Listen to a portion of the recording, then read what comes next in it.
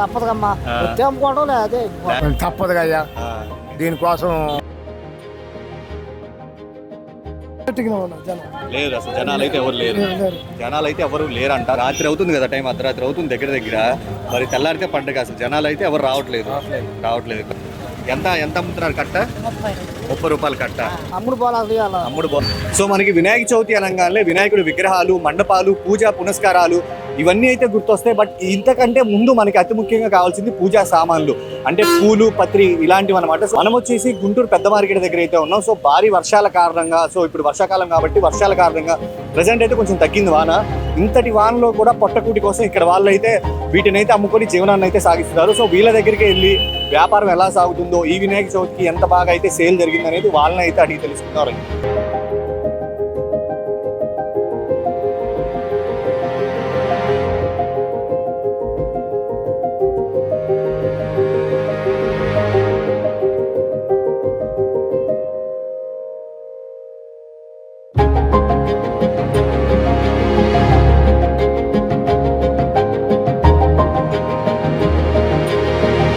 కష్టమే. ఎంత అమ్ముతున్నారు అన్న? జత 30 రూపాయలు. జత 30 రూపాయలు. అంటే వర్షం పడుతున్నారు, అసలు వస్తున్నారా జనాలు ఎవరన్నా, లేదంటే లేదా? లేదు అసలు జనాలు అయితే ఎవరు లేరు. జనాలు అయితే ఎవరు లేరంట. సో వర్షం పడుతుంది కాబట్టి.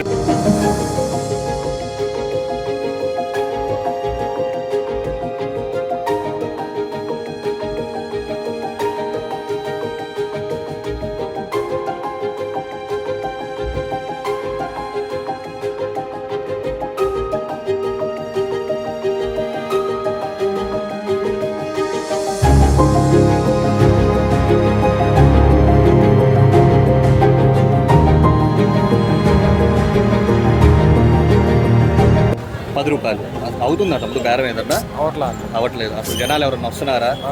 అంటే రాత్రి అవుతుంది కదా, టైం అర్ధరాత్రి అవుతుంది దగ్గర దగ్గర. మరి తెల్లారితే పండగ. అసలు జనాలు అయితే ఎవరు రావట్లేదు. బేరం కూడా ఏం లేదా? ఎంతకి ఇస్తారు ఈ పూలు? 10 రూపాయలు. 10 రూపాయలు. మీరే వెళ్ళి కాలువ దగ్గర కోసుకొస్తారా, లేదా ఏంటి? చెరువులో ఎక్కడ కోసుకొచ్చారు? ఎక్కడెక్కడ? ఏములూరుపాడు చెరువు దగ్గర. ఏములూరుపాడు చెరువు దగ్గర అయితే కోసుకొచ్చారంట. ఒకటి 10 రూపాయలు. సో వర్షం పడుతుంది కదా, సో అందుకని ఎవరైతే రావట్లేదు కొనటానికి.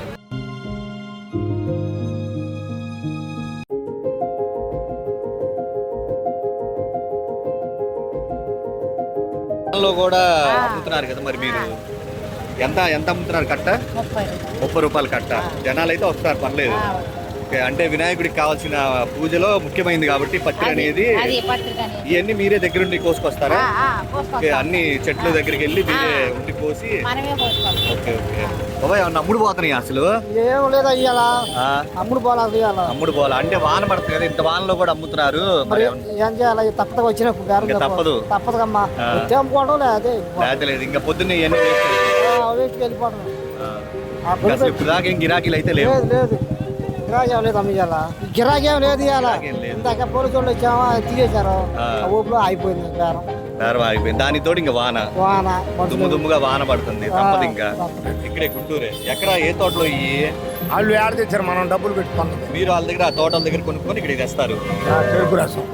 ఓకే, చెరుకు రసం పంటలు మీరు ఇది తెచ్చారు. బాబాయ్ ఆయన నాకు 15 రూపాయలకి వేసాడు. 15 రూపాయలకి వేసారు. మీరు ఎంతకు అమ్ముతున్నారు? మేము 30, 40.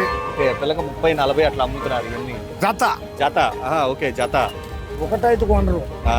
అదేలే, జత కదా. కానీ వర్షానికి మాత్రం జనాలు తప్పదుగా అయ్యా దీనికోసం. పొద్దున వచ్చాను 4ంటికి. పొద్దున్న 4ంటికి వచ్చారు. ఏమన్నా అవుతుందా బేరం? ఓ రకంగా వాన పడిపోతే అయిపోయింది. ఎన్ని అవ్వకపోతే తెల్లారి ఉంటాం 10 దాకా, 11 ఎప్పుడు అయిపోతే వాళ్ళు వెళ్ళిపోతారు. మరి ఏమన్నా మిగిలిపోతే ఇంకా పడేసి వెళ్ళిపోతాం. ఇంకా డబ్బులు వృధా అయిపోతాయి. మిగలం అనేది ఇంకా మా ఏదైనా పనికిరాని ఉంటాయి. దానికోసం మనం ఉండలేంగా.